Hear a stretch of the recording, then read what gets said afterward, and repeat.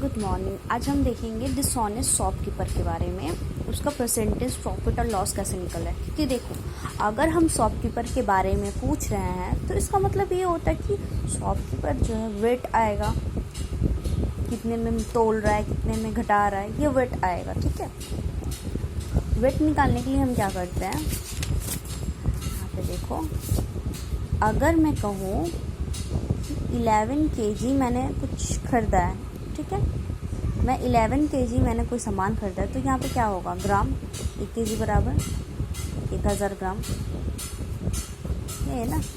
अब 11 kg में से 200 मैंने घटा दिया, तो ये 1000 में से मैंने 200 घटाया, 800 ग्राम, यही है ना, बस ये याद रखना।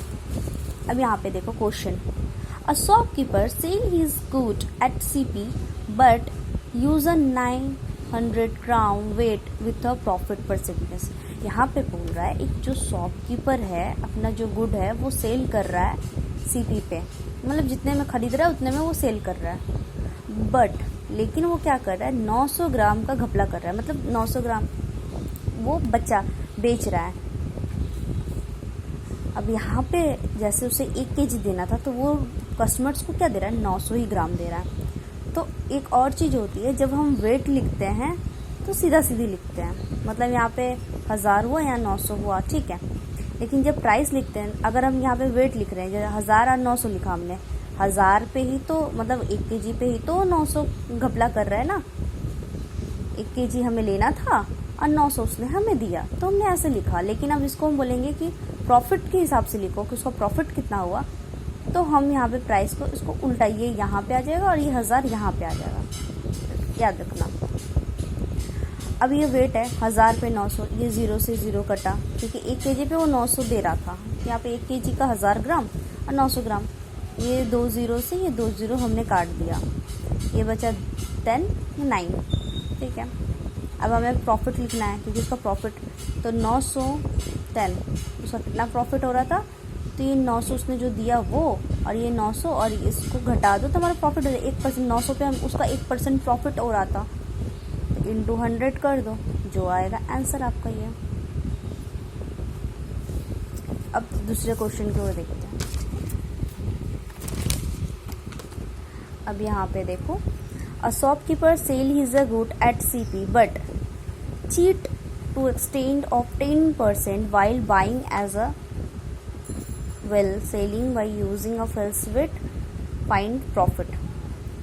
वो क्या कह रहा है, shopkeeper sell is good at a CP पे ही अपना गुड्स बेचेगा, but cheat at the extent 10%, वो 10% चीट करके लाया वाइल बाइंग, जब वो खरीद रहा है। शॉपकीपर बाइंग करता है कि बेचता है, सेलिंग होता है ना, लेकिन बाइंग मतलब वो जो सामान है वो भी तो किसी और के पास से लेके आ रहा है, तो यहाँ पे जिस जगह से वो लेके आ रहा है वहाँ 10% का वो घपला कर लिया है। मतलब वहाँ का दुकानदार उस शॉपकीपर को 1 kg दे रहा था, इसने क्या किया, ऐसा कुछ किया है कि 1 kg का पैसा दे के वो 1100 ग्राम ग्रस्त सामान लिया है।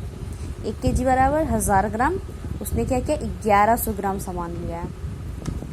शॉपकीपर बाइंग टाइम, देखो बाइंग टाइम मैंने लिखा है, खरीदते वक्त उसने क्या किया, 1000 पे 1100 लिया।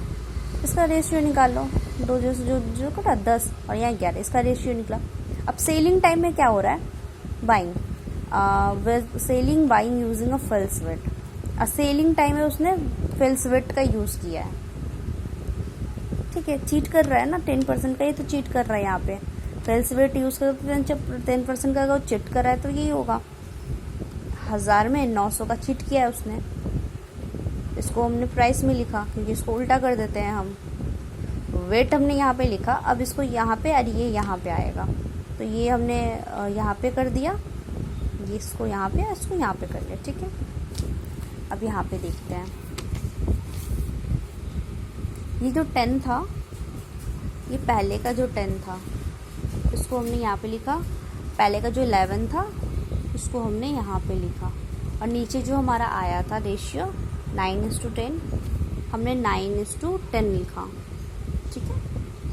देखो ये जो ला रहा है ना, ये वेट ला रहा है, ठीक है, ये जो कस्टमर के संग चीट कर रहा है तो ये इसका प्रॉफिट हो रहा है। प्रॉफिट कहाँ है होता है, जब प्रॉफिट, ये जो ला रहा है ये इसका वेट होता है, और ये जो दे रहा है वो प्रॉफिट होता है। तो लाने वाले को सीधा लिखेंगे और जो वो दे रहा है, किसी को दे रहा है वहाँ पे, जैसे कि 1000 में 100 दे रहा है, जैसे 1 kg में वो 800 दे रहा है, 2 kg में 300 दे रहा है। तो ये सब जो होता है ना, इसको ऐसे और इसको ऐसे उल्टा लिखेंगे।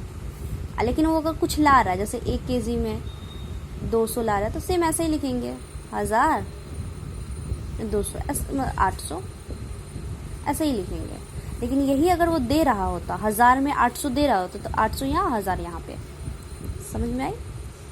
अब देखो इसका रेशियो 10 से 10 करता, 11 और 9, तो 9 यहाँ पे हो गया, ऊपर से घटा देते हैं, नीचे वाले को ऊपर वाले से घट जाता है। ऑलवेज उसको माइनस करेंगे, माइनस हो गया, इंटू 100 करेंगे।